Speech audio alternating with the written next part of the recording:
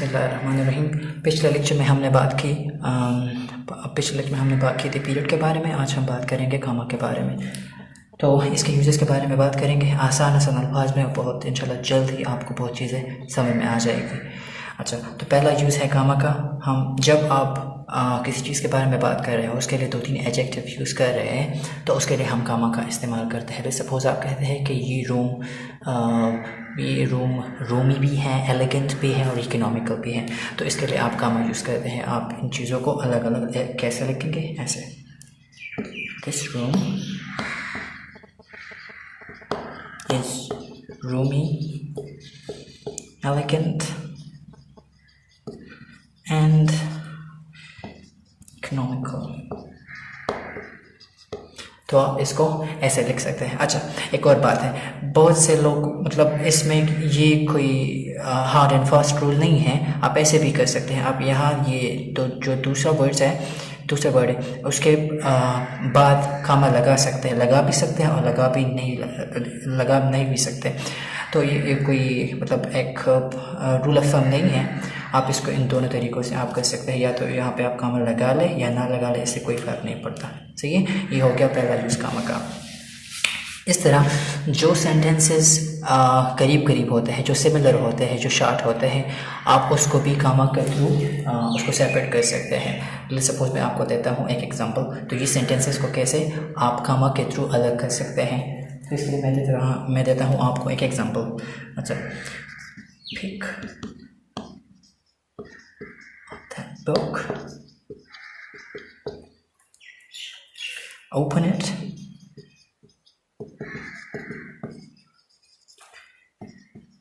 and read me something।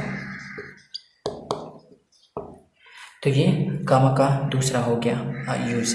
ये pick the book, open it and read me something. तो comma को आप ऐसे जो करीब करीब सिमिलर सेंटेंस होते हैं, जो छोटे छोटे होते हैं, उनको आप कामा के थ्रू उसको सेपरेट कर सकते हैं। तो ये हो गया कामा का दूसरा यूज़।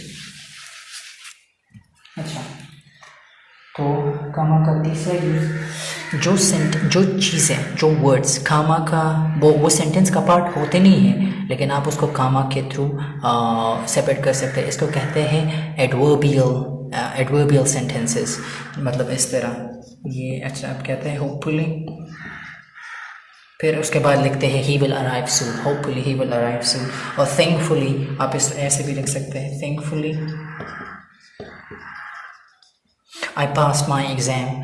तो कामा को आप जो वर्ड सेंटेंस का पार्ट होते नहीं है, लेकिन वो सेंटेंस जो एडवर्बियल सेंटेंस होते हैं उसमें यूज़ होता है, तो आप इनको कामा के थ्रू इसको सेपरेट कर सकते हैं। ओके, तो ये हो गया। आप मतलब ऐसे आप होपफुली ही विल अराइव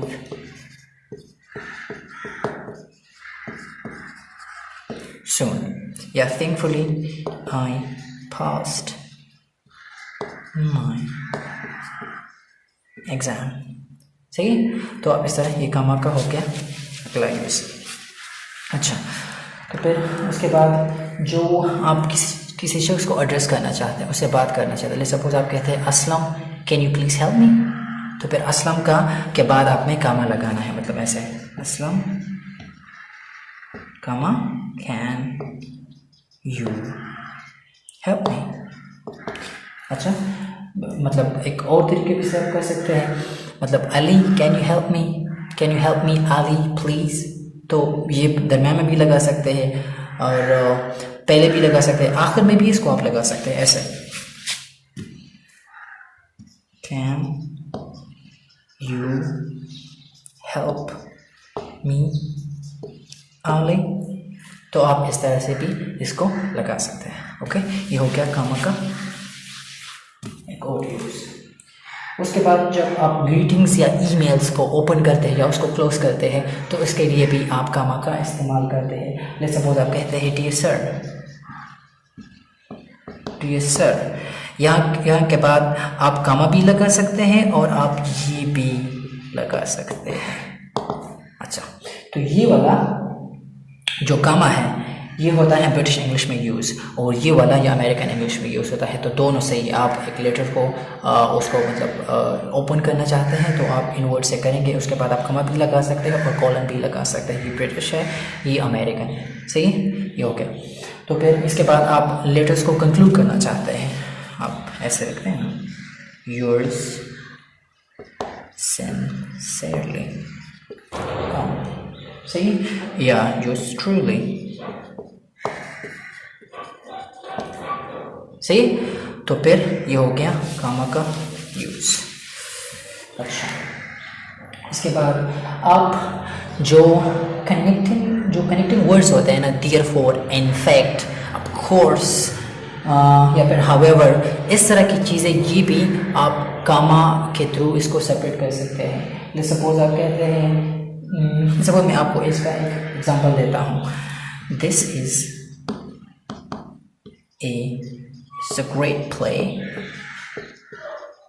फिर इसके बाद ये पीरियड, it is, comma, फिर in fact, one of the best I have ever seen। हो गया। अच्छा, तो ये जो है ना, ये वाला, ये इसको कहते हैं कनेक्टिंग वर्ड्स। आप इसको इस तरह से भी कामा को इस्तेमाल कर सकते हैं। आप इस तरह भी कहते हैं, इट इज़ ट्रूली, ये भी लिख सकते हैं। आप इसको एक और तरीके से भी कर सकते हैं, it is in fact, it is truly, it is really. आप इसको इस तरह से भी लिख सकते हैं। तो कामा का ये एक और इस्तेमाल हो गया, सही है। अच्छा,